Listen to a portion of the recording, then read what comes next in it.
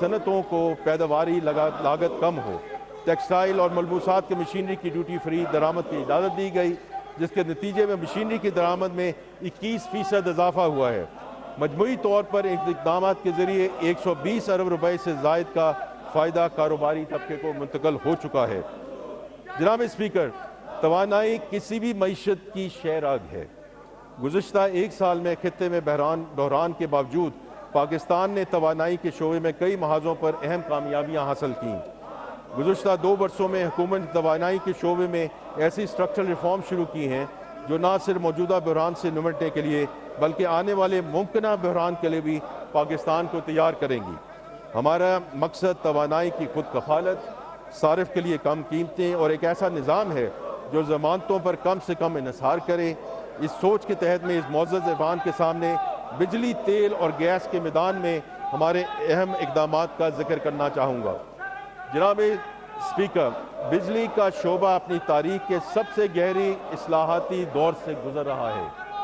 گزشتہ 2 برسوں میں اس شعبے نے مالی نظم و ضبط اور کارکردگی میں بہتری کا مظاہرہ کیا، جس کے نتیجے میں مالی سال 25-26 میں بجٹ میں مختص سبسڈی کے مقابلے میں 143 ارب روپے سے زائد کی بچت حاصل کی گئی۔ سب سے اہم بات یہ ہے کہ یہ کمی مستحق صارفین پر بوجھ ڈال کر نہیں بلکہ اصلاحات کے ذریعے حاصل کی گئی۔ مزید برآں آئی پی پی سے مذاکرات کے نتیجے میں تقریباً 3.7 ٹریلین روپے کی بچت حاصل کرنے کے اقدامات کیے گئے۔ جناب اسپیکر، اس شعبے کی اصلاحات میں سب سے اہم قدم competitive trading by lateral contract market کا عملی آغاز ہے۔ اس کے تحت پہلی کمپیٹیٹو نیلامی منعقد ہونے جا رہی ہے، جس میں تقریباً 800 میگا واٹ بجلی کا کاروبار ایک مسابقتی مارکیٹ پر مبنی فریم ورک کے تحت ہوگا۔ یہ کوئی معمولی پیش رفت نہیں ہے۔ اب تک پاکستان میں بجلی ایک ہی سرکاری خریدار کے ذریعے خریدا جاتی تھی جو سرکاری ضمانتوں کے سہارے معاہدہ کرتا تھا۔ آج ہم اس پرانے، مہنگے اور سرکاری ضمانتوں پر منحصر نظام سے نکل کر ایک مسابقتی مارکیٹ کی طرف بڑھ رہے ہیں۔ یہ پاکستان کی بجلی کی معیشت کی بنیادی تشکیل نو ہے۔ جناب اسپیکر، موجودہ مالی سال میں ایک ملک گیر مشق کے ذریعے ہم تمام سبسڈائز صارفین کی شناخت، رجسٹریشن اور تصدیق کریں گے تاکہ جنوری 2027 سے پاکستان میں ڈائریکٹ سبسڈی میکنزم کا آغاز کیا جا سکے، یعنی سبسڈی وہاں پہنچے گی جہاں اس کی اصل ضرورت ہے۔ یہ وہی منصفانہ ماڈل ہے جو ہم نے BISP کے ذریعے اپنایا۔ جناب اسپیکر، اس اصلاحاتی ایجنڈے کا ایک اور اہم ستون سرکولر ڈیٹ پر قابو پانا ہے۔ مجھے اس ایوان کو بتاتے ہوئے اطمینان ہے کہ موجودہ مالی سال میں بجلی کے شعبے میں سرکولر ڈیٹ کی نیٹ زیرو ایکیومولیشن حاصل کی گئی، یعنی اس سال اس بوجھ میں کوئی اضافہ نہیں ہوا، جبکہ سرکولر ڈیٹ کے سٹاک میں 1225 ارب روپے کی لون سیٹلمنٹ پہ پیش رفت ہوئی۔ ساتھ ہی NTDC کی اسٹرکچرل ریفارمز بھی جاری ہیں، جن کے تحت ترسیل، سسٹم آپریشن اور مارکیٹ آپریشن کے فنکشنز کو الگ الگ کیا جا رہا ہے۔ جناب اسپیکر، LNG کے حوالے سے ایک اہم پیش رفت کا ذکر کروں گا۔ پاکستان نے ایک جامع ریسرچ کے بعد قطر اور اٹلی کے ساتھ اپنی طویل مدتی سیل اینڈ پرچیز ایگریمنٹ سے دوبارہ بات چیت کی اور سال 2026 کے لیے 35 LNG کارگوز کی کمی پر اتفاق کیا۔ اس ایک فیصلے کی بدولت ہمیں تقریباً 1.2 ارب امریکی ڈالر زر مبادلہ کی بچت ہوگی۔ یہ اسی کاوش کا نتیجہ ہے کہ گزشتہ 11 مہینوں میں صارفین کے گیس کے بل میں کوئی اضافہ نہیں ہوا۔ جناب اسپیکر، ایران امریکہ جنگ کے پیش نظر ہم نے مقامی گیس کی پیداوار بڑھانے پر بھی توجہ مرکوز کی۔ مارچ 2026 کے بعد ہماری تیل کی تلاش کی کمپنیوں نے قومی نظام میں تقریباً 100 MCC/FD اضافی گیس شامل کی، جس نے بجلی کی پیداوار میں شارٹیج کو نمایاں طور پہ کم کیا۔ ہم نے کھاد کی پیداوار کو ایک لمحے کے لیے بھی رکنے نہیں دیا۔ ملک کے 10 کھاد کارخانوں کو گیس کی مسلسل فراہمی یقینی بنائی گئی۔ اسی طرح LNG پر کام کرنے والے پلانٹس کے لیے بھی گیس مختص کی گئی۔ جناب اسپیکر، حکومت نے تیل اور گیس کے دریافت کے درمیان بھی اہم کامیابی حاصل کی ہیں۔ پاکستان نے 20 سال بعد آف شور لائسنسی کے 24 بلاکس قومی اور بین الاقوامی ENP کمپنی کو الاٹ کیے ہیں۔ یہ پاکستان کی آف شور آئل اینڈ گیس ایکسپلوریشن کی تاریخ کا سنگ میل ہے۔ قابل ذکر بات یہ ہے کہ برادر ملک ترکیہ کی قومی تیل کمپنی TPAO نے پاکستان پاکستانی کمپنیوں کے ساتھ شراکت داری کے ذریعے ہمارے آف شور سیکٹر میں قدم رکھا ہے۔ مالی سال 25-26 کے دوران ENP شعبے میں سرمایہ کاری $1 ارب سے تجاوز کرنے کی توقع ہے۔ اس عرصے میں 17 نئی تیل اور گیس کی دریافتیں ہوئیں، جن سے مقامی پیداواری استعداد میں 108 MMCFD گیس اور تقریباً 16,000 بیرل یومیہ تیل کا اضافہ ہوا، جبکہ پروڈکشن میں اضافہ کے ذریعے مزید 229 MMCFD گیس اور 13,000 بیرل تیل قومی نظام میں شامل ہوا۔ جناب اسپیکر، معدنیت کے شعبے میں ہمارا فلیگ شپ منصوبہ ریکوڈیک اس سال فائنینسنگ اور امپلیمنٹیشن کے کئی اہم سنگ میر عبور کر چکا ہے۔ ہم اس منصوبے کی بروقت تکمیل کے لیے پرعزم ہیں۔ جناب اسپیکر، میں اب انفارمیشن ٹیکنالوجی اور ٹیلی کمیونیکیشن پر بات کرنا چاہتا ہوں۔ پاکستان میں انفارمیشن ٹیکنالوجی کا شعبہ تیزی سے ترقی کر رہا ہے۔ یہ شعبہ ملک کی ترقی اور ایکسپورٹ بڑھانے میں نہایت اہم کردار ادا کر رہا ہے۔ گزشتہ ایک سال میں اس شعبے میں کئی اہم کامیابیاں حاصل ہوئیں، جس کی تفصیل درج ذیل ہے۔ IT کے شعبہ کی برآمدات میں 20% سے زائد کی سالانہ شرح نمو سے بڑھ رہی ہیں۔ اس سال یہ برآمدات $4.5 ارب تک پہنچنے کی توقع ہے۔ اس طرح یہ شعبہ برآمدات میں اضافے کے اعتبار سے سب سے تیزی سے بڑھنے والے شعبوں میں سے ایک ہے۔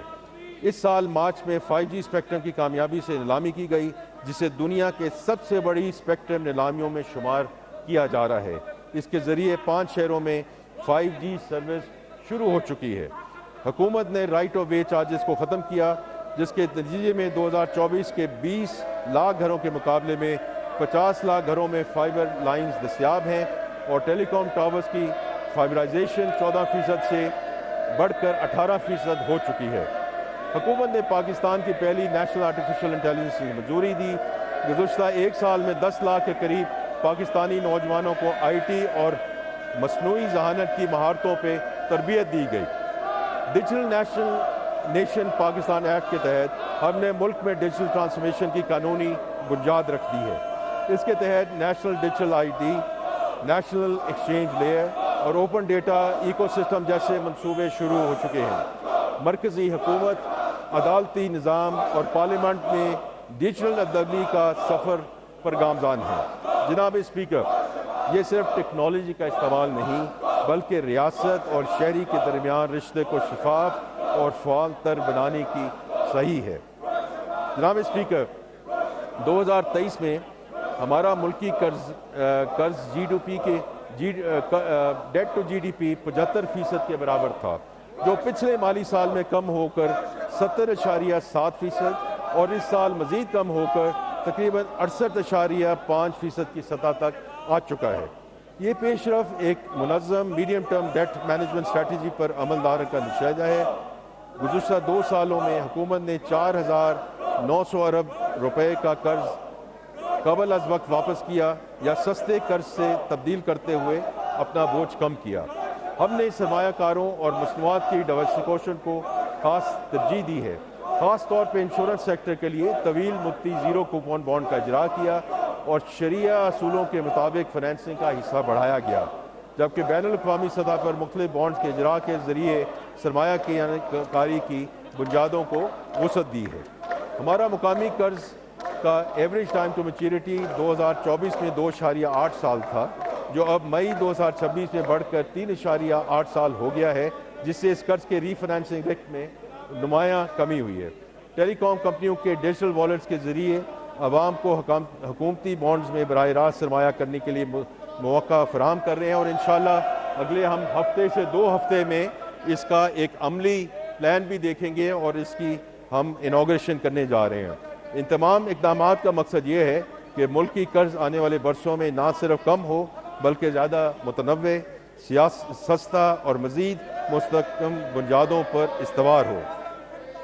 اب میں SIFC کا ذکر کرنا چاہتا ہوں، جو پاکستان میں سرمایہ کاری میں فروغ کا ایک اہم انیبلر بن چکا ہے۔ گزشتہ ایک سال SIFC نے 12 مختلف شعبوں میں متعدد مقامی اور بین الاقوامی سرمایہ کاری منصوبوں کو سہولت فراہم کی۔ ان اقدامات کے ٹھوس نتائج واضح ہیں۔ میں 2-3 مثالوں کے ذریعے SIFC کے اہم کردار پر روشنی ڈالنا چاہوں گا۔ ان میں سب سے پہلے پاکستان اسٹیل ملز کی 6,860 एकड़ अराजी को एक खसूसी इक़्तिसादी ज़ोन के तौर पर फ़ाल करना है। ये मंसूबा मुल्क में मुआशी सरगर्मी में इजाफ़ा करेगा। थरकोल रेलवे मंसूबा पर भी SIFC की अफादियत का मुँह बोलता सबूत है।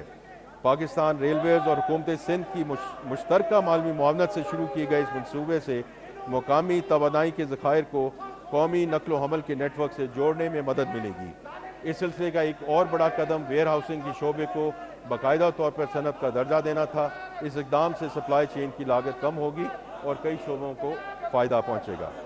जनाब स्पीकर, ये बजट एक वाज़े और बामकसद हिकमत अमली के तहत तरतीब दिया गया है।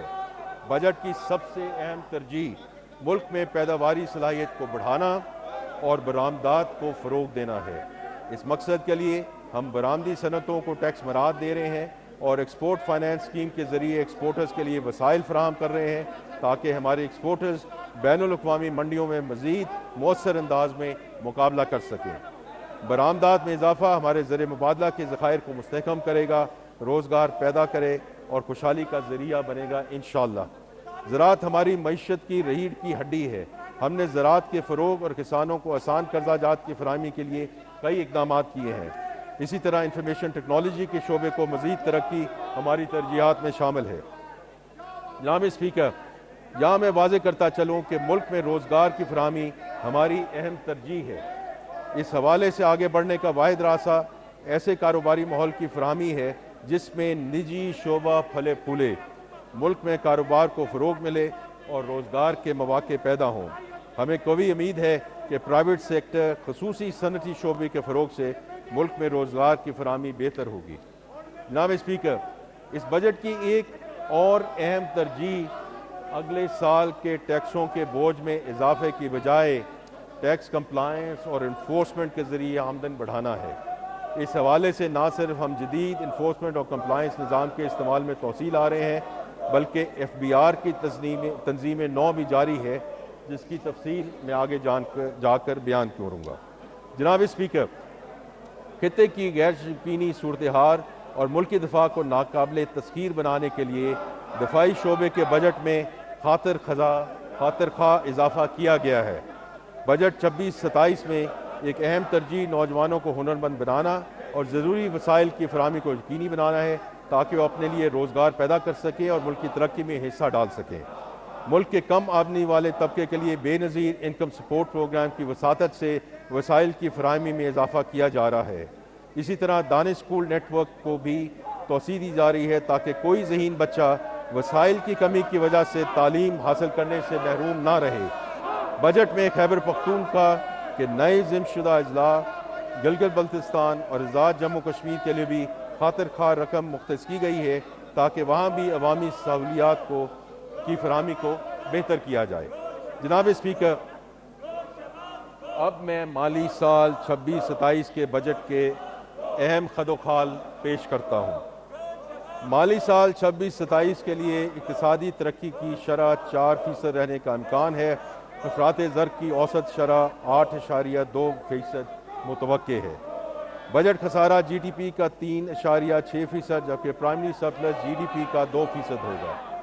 FBR के महसूलात का तखमीना 15,264 अरब रुपये है जो कि रवां माली साल से 17.6% से ज़्यादा है। वफाकी महसूलात में सूबों का हिस्सा 8,848 अरब होगा। वफाकी हुकूमत और सूबाई हुकूमतों ने कुछ कौमी तकाज़ों को इज्तिमाई तौर पर पूरा करने के लिए एक इंतज़ाम पर इत्तफाक किया है जिसके मुस्बत असरात इंशाअल्लाह मुल्की सतह पर होंगे। ये इंतज़ाम तआवन पर मबनी वफाकियत यानी कि कोऑपरेटिव फेडरलिज्म के जज्बे के तहत और सूबाई हुकूमतों के आइनी हकूक़ को मुतासर किए बगैर तय पाया है। इस इंतज़ाम के तहत वफाकी काबिल तकसीम मुहासिल यानी कि फेडरल डिविजिबल पूल में सूबाई हुकूमतों का हिस्सा बदस्तूर 7वीं कौमी मालियाती कमीशन यानी कि NFC अवार्ड के मुताबिक रहेगा। माली साल 26-27 के लिए फेडरल बोर्ड ऑफ रेवेन्यू की जानब से महसूलात की मुतवक्का वसूली 15,264 अरब रुपये है जिसका मैंने अभी जिक्र किया। ताहम स्ट्रेटेजिक कौमी तकाज़ों के पेश नज़र वफाकी और सूबाई حکومتوں میں تقسیم کے لیے کم از کم 13,350 ارب روپے کی رقم محفوظ رکھی گئی ہے۔ 13,350 ارب روپے سے 15,264 ارب روپے تک وصول ہونے والی رقم وفاقی حکومت کو پاکستان کے آئین 1973 کے آرٹیکل 164 کے تحت صوبائی حکومتوں کی جانب سے گرانٹس کی صورت میں قومی اسٹریٹجک تقاضوں کی تکمیل کے لیے دستیاب ہوگی۔ یہ انتظامی مالی سال 26-27 کے لیے نافذ العمل ہوگا اور مالی سال 27-28 اور